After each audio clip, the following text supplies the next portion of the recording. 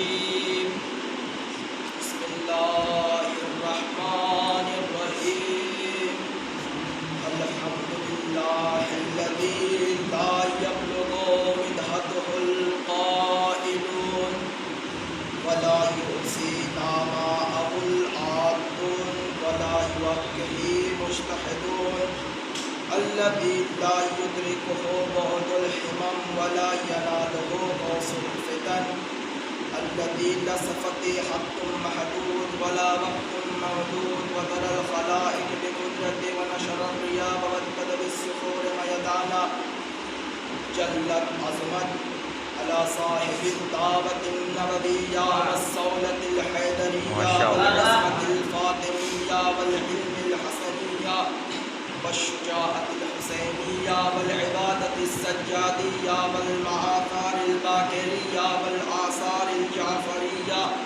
والعلوم القاسمية والحجج الرزدية والجود التكبية النقابة النقبية والهيبة الأسرية والغيبة الإلهية.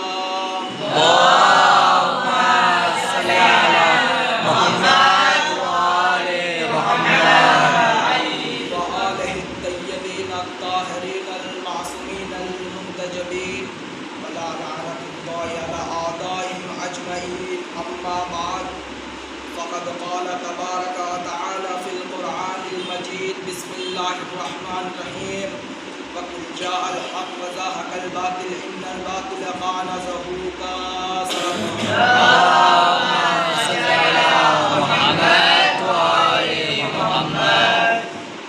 قبل از گفتگو شروع کروں آپ لوگوں سے گزارش ہے کہ ایک مرتبہ سورہ حمد اور 3 مرتبہ سورہ اخلاص کی تلاوت فرما کر جملہ مرحوم و مرحومین کے روح کو احسال کریں، خاص طور سے ان لوگوں کے لیے جن لوگوں کا کوئی فاتحہ پڑھنے والا نہیں.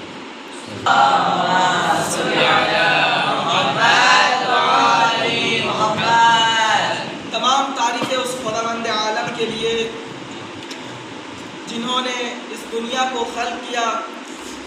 تمام تعریفیں اس خداوند عالم کے لیے جنہوں نے اس دنیا کو خلق کرنے کے بعد ایک ہی جگہ پر نہیں رکھا بلکہ اس دنیا میں بہت سارے خوبصورتی کو خلق کیا، بلکہ اس دنیا کو ہی خوبصورتی خلق کیا.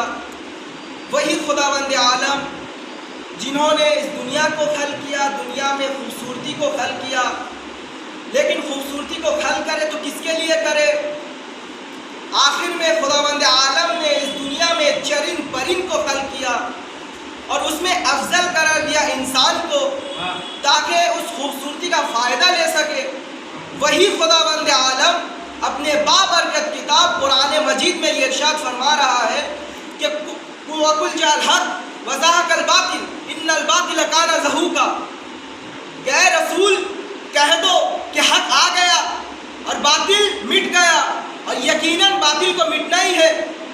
جب میں نے تاریخ کا مطالعہ کیا، جب تفسیر کا پڑھنا شروع کیا تو اس میں پتہ یہ چلا کہ اس حق سے مراد کیا ہے، باطل سے مراد کیا ہے.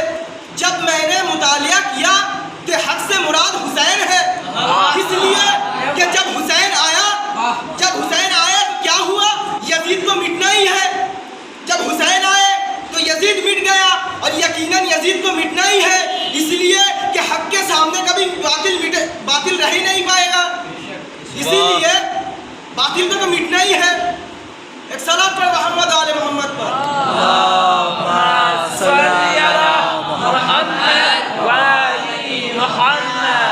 بہرحال آپ لوگ جانتے ہی ہیں، زبان سے باواقف بھی ہے، اگر کچھ خطا ہو جائے تو بعد مجلس اصلاح کر دیجئے گا، کوئی چھوٹا ہو چاہے کوئی بڑا ہو. یہ ہمارے لیے ایک درس ہے. بے شک. واہ. اگر بعد مجلس آپ لوگ اصلاح نہیں کریں گے تو اصلاح کون کرے گا؟ یہی اصلاح کے لیے امام حسین علیہ السلام قیام کیے تھے کربلا میں. کیا بات ہے. قیام کس کے لیے کیے؟ اپنے نانا کے امت کے لیے، وہ بھی اپنوں کے لیے. اور آپ بھی تو ہمارے اپنے ہی ہیں. جب آپ کوئی اصلاح نہیں کرے گا تو اصلاح کون کرے گا؟ کیا بات ہے. اس لیے کہ مسلمان کے اندر ایک خصوصیت یہ بھی ہے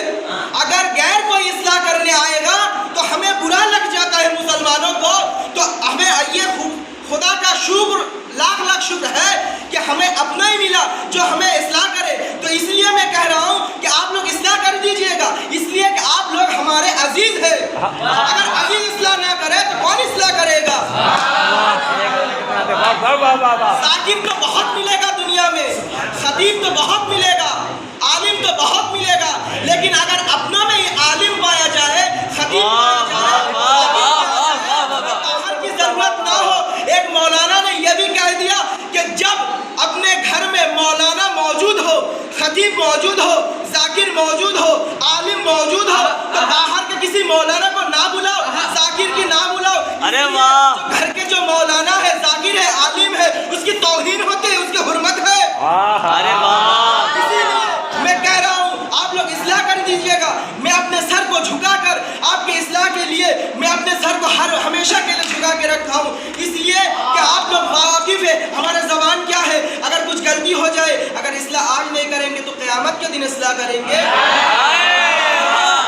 क्या बात है, उम्मत मुस्लिमा के पास क्या बात है। कुरान खुद चल के आ रहा है, उम्मत मुस्लिमा क्या कर रहे हैं? कुरान को झुठला दे रहा है।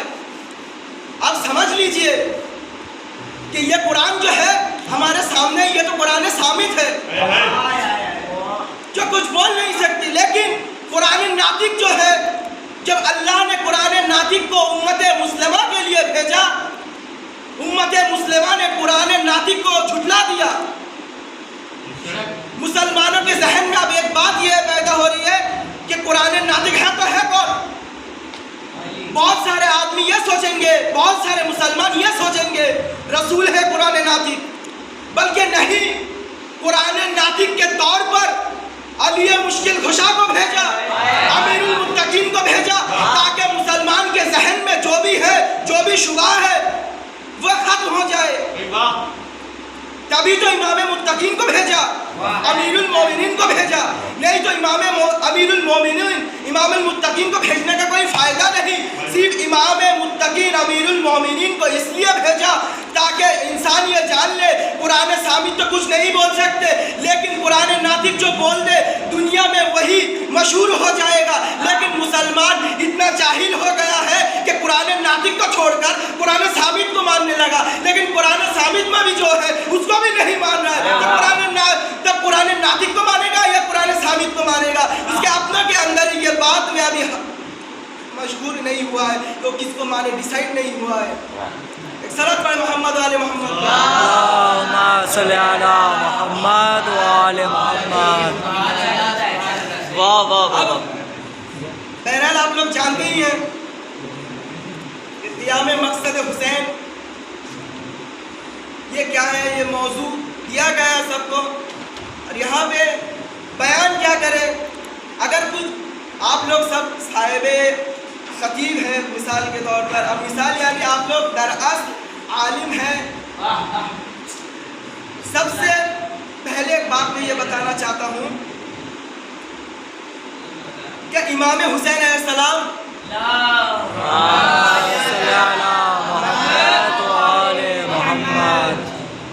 जो क़ियाम किए थे उन्होंने, उनका मकसद सिर्फ यही था कि नमाज को बचाया जाए। मकसद नमाज को बचाना नहीं, अपने नाना के उम्मत का इस्लाह। वो अलग बात है कि नमाज को भी बचाया।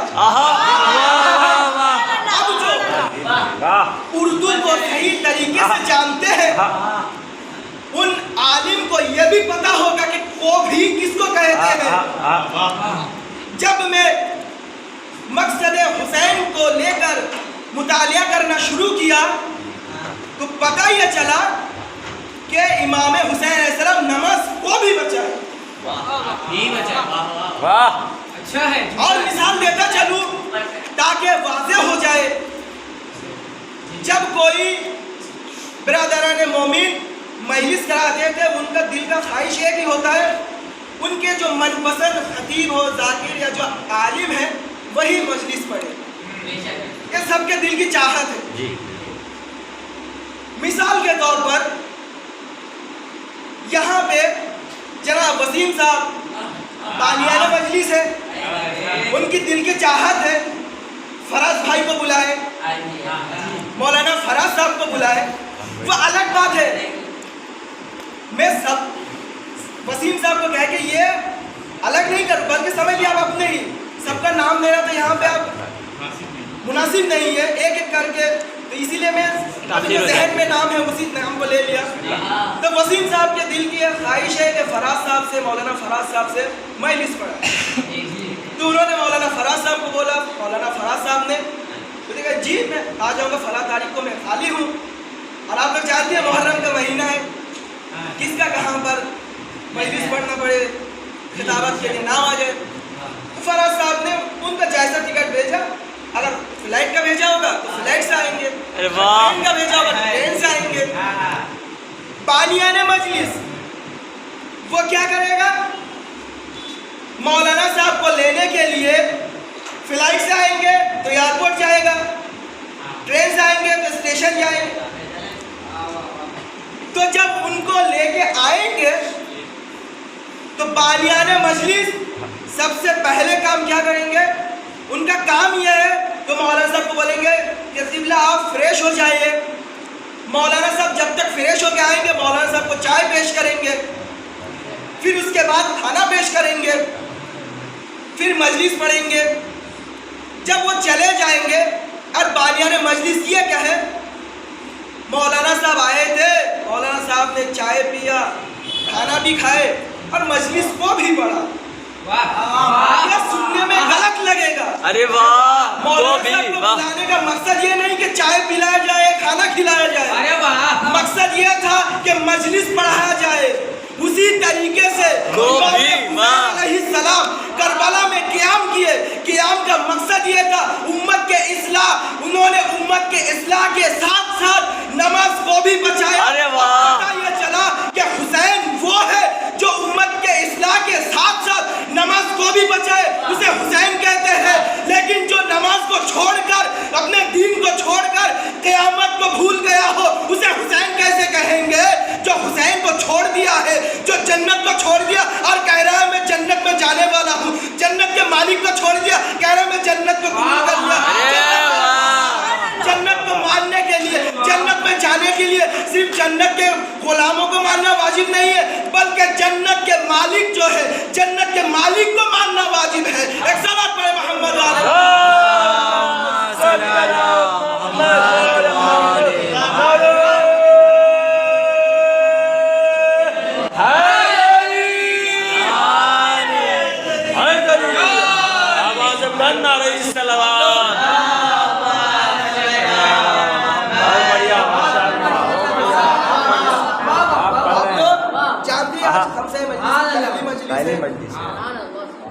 جو نصیب ہوا ہے بسم اللہ ارے واہ اس حقیر سے ایک طالب علم کو پڑھنے کا شرف ملا ہے سبحان اللہ بقول ایک عزیز ہے ان کے بات کو میں دہراتا چلوں کہ بیوی نے چاہا تو ہم پڑھ پا رہے ہیں واہ واہ واہ کیا بات ہے دیکھیے اور ایک بات بتاتا چلوں یہ صرف یہ نہیں کہ صرف ہم لوگوں کے زبان سے واقف ہے بلکہ ہر زبان سے واقف ہے کہ ہم لوگ صرف جو پڑھتے یہ نہیں بلکہ بہت سارے ایسے زبانیں نام لینا میں مناسب نہیں سمجھتا جس میں مذکر مؤنث کی چھوٹی بڑی غلطی ہوتی ہے بے شک واہ تو زبان نہ دیکھو بلکہ اس زبان سے کیا گفتگو ہو زبان کو خلق اس لیے کیا جائے کہ مدح اہل بیت کو بیان کیا جائے اگر مدح اہل بیت کے علاوہ اگر کچھ بیان کیا جائے اگر فضول کے لیے خرچ اگر فضول کے لیے ہی بناتا تو خداوند عالم نے زبان کو جو اتنا عظیم قرار دیا گیا ہے تو اتنا عظیم نہ کراتا خدا خود کہہ رہا ہے کہ علی کا لسان میرا لسان ہے واہ واہ واہ یعنی علی کا زبان میرا زبان واہ سمجھ لیا آپ زبان کو کس لیے خلق کیا زبان کو ایک عظیم چیز بنا دیا خداوند عالم نے اسی زبان کے تو اسی زبان کو ہم مد نظر رکھتے ہوئے کچھ انسان ایسے ہیں اسی زبان سے انبیاء کرام ائمہ علیہم السلام کیا کرتے ہیں گالی دیتے ہیں لیکن اسی کے برعکس کچھ ایسے زبان ہے جس سے انبیاء کی فضیلت ائمہ کی فضیلت کے علاوہ کچھ نکلتا ہی نہ ہو تب اب سمجھ لیجئے جس زبان سے انبیاء کی بے حرمتی ہو وہ زبان پہلے جنت میں جائیں گے، یا جس زبان سے مدح اہل بیت کو بیان کرے وہ زبان پہلے جنت میں جائے گا؟ آپ یہ فیصلہ کر لیجیے۔ واہ، جب میں مقصد قیام مقصد حسین کے بارے میں اور تھوڑا دقیق غور کیا واہ، تو پتہ یہ چلا امام حسین علیہ السلام نے پہلے ہی کہہ دیا کہ میں قیام اس لیے کر رہا ہوں کہ اس میں میرا کوئی مقصد نہیں ہے۔ امام حسین علیہ السلام خود یہ کہہ رہے کہ میرا کوئی مقصد نہیں ہے، میرا گردن کشی یہ مقصد نہیں ہے، مقصد یہ ہے کہ حق پر عمل نہیں ہو رہا ہے اور ظلم سے باطل سے روکا نہیں جا رہا ہے۔ اگر میں عربی کو پڑھ دوں گا تو بڑے بڑے بھائی لوگ جو ہیں یہ لوگ سمجھ جائیں گے میں کیا بتانا چاہ رہا ہوں کہ الا ترون الی الحق لا یعمل به والی الباطل لا یتناہ عنہ، کیا تم نہیں دیکھتے کہ حق پر عمل نہیں ہو رہا ہے اور باطل سے روکا نہیں جا رہا ہے؟ اور الا ترون اس وقت استعمال ہوتا ہے جب کسی کام میں مشغول ہو، جب کوئی کام میں مشغول ہو اس وقت الا ترون کا استعمال ہوتا ہے۔ تو میں اور واضح کرتا چلوں، جب لائٹ چلی جائے گی آپ موم بتی جلائیں گے، بھلا وہ الگ بات ہے کہ اس زمانے میں انورٹر جنریٹر فلیش کی بات وہ الگ بات ہے، لیکن پہلے زمانے میں موم بتی کو جلایا جاتا تھا نا۔ آپ پہلے بات کیا کریں گے؟ موم بتی جلائیں گے۔ اگر آپ سے کوئی سوال کرے آپ کیا کر رہے ہیں تو آپ اس کو کیا کہیں گے؟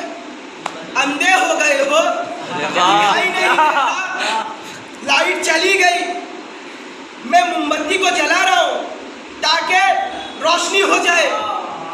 اسی طرح سے امام حسین علیہ السلام نے بھی کہا کہ دیکھو امت مسلمہ، میں شمع حق کو جلا رہا ہوں، اس لیے زمانہ ظالم زمانہ ظلم دور سے بھر چکا ہے، اس ظلم و جور کو ختم کرنے کے لیے میں شمع حق کو جلا رہا ہوں۔ اس کے علاوہ کچھ میرا مقصد نہیں ہے، میرا مقصد صرف ایک ہی ہے، میرا ٹارگٹ صرف ایک ہی ہے کہ میں شمع حق کو جلاؤں تاکہ قیامت میں میرے گردن کو نہ پکڑے، میرے گریبان کو کوئی نہ پکڑے کہ اے حسین تم اپنے دور کے امام تھے اور تم نے ہدایت نہیں کیا، کیونکہ آپ سبھی کو پتا ہے کہ ہر انسان کو بلایا جائے گا ہر زمانے کے امام کے ساتھ، اسی لیے امام حسین علیہ السلام نے اپنے دور میں شمع کہ مسلمانوں تمہارے پاس ابھی بھی راستہ ہے کہ تم چن لو کہ تم جنت جانے کے لیے قابل ہو سکتے ہو اگر تم شمع حق کے ساتھ رہو گے تو۔ ایک صلاۃ علی محمد و آل محمد، اللہم صلی علی محمد و آل اگر شمع حق کے ساتھ رہو گے تو جنت میں جانے کے قابل ہو۔ واہ، اور ایک بات بہت مہم بات ہے، یہ اپنوں کے لیے ہے۔ ہم اپنوں میں یہ سمجھتے ہیں اگر ہم حسین حسین کر لیں گے تو ہمارے اوپر جنت واجب ہے۔ یہ نہیں، یہ مت سمجھیے گا کبھی بھی، کیونکہ علی مشکل کشا کیا کہہ رہے ہیں؟ حسین حسین کرنے کے ساتھ ساتھ جو بندہ خدا کے اطاعت کو بجا لاتا ہے وہی میرا حقیقی شیعہ ہے۔ میرا حقیقی شیعہ وہ ہے جو خدا کی اتباع کرتا ہو، خدا کے حکم کے اتباع کرتا ہو، یعنی ظلم و جور ہو، حرام چیز سے دور رہتا ہو اور واجب چیز سے قریب ہوتا ہو۔ اب واجب چیز کیا ہے آپ بہرحال سب جانتے ہی ہیں، وہ میں نہیں بولوں گا، آپ سبھی لوگ جانتے ہی ہیں۔ حق کیا ہے باطل کیا ہے وہ بھی جانتے ہیں۔ تو جب اور ایک بات، حسین کے چاہنے والا کبھی شرابی نہیں ہو سکتا، چاہے فرش عزا کے پہلے کیوں نہ آ کے بیٹھے؟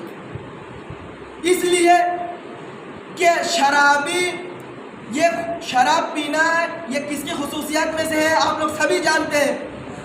یزید کے خصوصیات میں سے ایک یہ بھی ہے کہ وہ شراب پیتا تھا، مسجد میں بیٹھ کے بھی شراب پیا۔ تو چاہے حسینی فرش عزا کے باہر کیوں نہ ہو، اگر وہ شراب خور نہ ہے تو وہ حسینی ہے۔ اگر شراب خور مجلس میں سب سے پہلے آ کے بیٹھے اور سب سے آخر میں بھی اگر وہ اٹھ کے چلے جائے نا، وہ کبھی حسینی نہیں ہو سکتا۔ یعنی اب پتہ اب یہ چلا کہ عزیزو، حسینی شیعہ وہی ہے جو حسین کرنے کے ساتھ ساتھ خدا کے حکم کا اتباع بھی کرتا ہو، خدا کی اطاعت بھی کرتا ہو۔ یہ تو خصوصیت حسین کی بھی تھی۔ حسین علیہ السلام نے کیا کیا؟ عصر عاشور ہوا، امام حسین علیہ السلام مرتے دم تک خدا کی اطاعت کو نہیں چھوڑا۔ یعنی اب ہمیں یہ درس ملتا ہے، اگر ہم مر بھی رہے تو اس وقت تک بھی ہمارے اوپر خدا کے حکم کا اتباع کرنا واجب ہے۔ ایک صلوات پڑھیں محمد وآل محمد۔ صلی علی محمد وآل محمد۔ اور آخری بات آپ کے زحمت تمام، کہ حسین اور حسینیت کیا صرف یہ تاریخ کا نام ہے؟ حسین اور حسینیت یہ عمل کے طرز کا نام ہے۔ واہ، سیرت انبیاء کا نام ہے حسین، ایک گائیڈ لائن کے نام ہے حسین۔ ارے واہ واہ واہ واہ واہ۔ یعنی جو حق کے راستے پر چلائے اس کو حسین کہتے ہیں، اور جو باطل کے راستے پر چلائے اسے یزید کہتے ہیں۔ اب پتہ یہ چلا جو یہ کہہ رہا تھا کہ نبی ہم جیسے ہیں، اب میں ان لوگوں کو کہنا چاہتا ہوں کہ نبی ہم جیسے یہ کہنے سے نہیں چلتا، بلکہ نبی کے سیرت کو دیکھیے۔ سیرت جس کے اندر پایا جائے وہی کہہ سکتا ہے کہ نبی ہم جیسے ہیں، نبی ہم جیسے ہیں، وہی کہہ سکتا ہے جو جنت کے مالک ہو، اس کے علاوہ کوئی نہیں کہہ سکتا۔ ایک صلوات پر محمد وآل محمد۔ صلی علی محمد وآل محمد۔ امام حسین علیہ السلام، ان کا مقصد کیا؟ مقصد یہی ہے کہ حکم الہی کو نافذ کیا جائے، سیرت انبیاء کو نافذ کیا جائے۔ بے شک۔ اس کے علاوہ اگر کچھ ہے تو آپ دکھا دیجئے، ہم مان لیں گے۔ واہ، محبت بھی ویسے ہی ہوتی ہے، عشق بھی ویسے ہی ہوتا ہے۔ بہت سارے بھائیوں کے ذہن میں ایک سوال یہ پیدا ہوتا ہے کہ محبت اور عشق ظاہراً ایک ہی معنی کے لیے استعمال ہوتا ہے، لیکن جب آپ لغت اٹھائیں گے، لغت میں ملے گا کہ محبت کے معنی ہے مانگنا اور عشق کے معنی ہے دینا۔ محبت وہی کرتا ہے جو نمازی ہے، یعنی نمازی اس کا پہلا کام کیا ہوتا ہے؟ نماز پڑھنے سے پہلے وضو کرتا ہے، لیکن اس کے دل کے اندر ایک شبہ یہ پیدا ہوتا ہے کہ جو جس پانی سے وہ وضو کر رہا ہے وہ پانی پاک تو ہے، صاف تو ہے، لیکن تب بھی وہ وضو کرتا ہے، نماز پڑھتا ہے، تکبیر کہتا ہے، اس کا دھیان بھٹک جاتا ہے۔ دھیان بھٹکنے کے بعد بھی تب بھی اپنے نماز کو مکمل کرتا ہے۔ پھر آخر میں ہاتھ اٹھا کر، ہاتھ بلند کر کے یہ دعا کرتا ہے، خدایا مجھے اولاد دے دے، خدایا مجھے رزق دے دے، خدایا مجھے جائیداد دے دے، خدایا مجھے گاڑی دے دے، خدایا مجھے جنت دے دے۔ یہ محبت جو کرتا ہے خدا سے، یہ سب مانگتا ہے، چاہے 2 رکعت کے نماز میں دل کو بھٹکنے کے بعد بھی خدا سے ہاتھوں کو بلند کر کے یہ مانگتا ہے اور خدا اس کو پورا کر دیتا ہے۔ لیکن عشق جو کرتا ہے وہ صرف ماتمی کرتا ہے۔ سامنے کی بات مثال دے رہا ہوں، میں سامنے کی بات بتا رہا ہوں۔ ماتمی صرف عشق کرتا ہے، دیکھیے وہ ماتم کرتے ہیں، ماتم کرنے کے بعد ایک ہی زنجیر سے سب زنجیر کرتے ہیں، انجیکشن۔ ایک استاد محترم نے یہ کہا تھا، ایک انجیکشن اگر دوسرے کو لگایا جائے اسے کیا ہوتا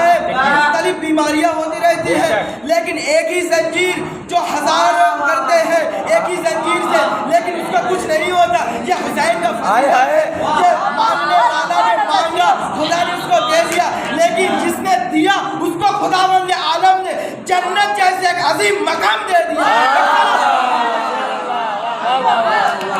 ارے نعرہ حیدری حیدری حسینیت زندہ باد حسینیت زندہ باد حسینیت زندہ باد یزیدیت مردہ باد یزیدیت مردہ باد پر دشمنان اہل بیت لعنت سمجھ گئے اگر ایک انجیکشن دوسرے کو لگایا جائے تو مختلف قسم کی بیماریاں ہو سکتی ہیں اسی کے عوض پر آپ دیکھ لیجئے ایک ہی زنجیر سے شہداء کے چاہنے والے زنجیر کرتے ہیں ان کو کچھ نہیں مانگنے والا نے مانگا تھا خدا نے دے دیا لیکن جس نے دیا دیکھیے کربلا میں کیا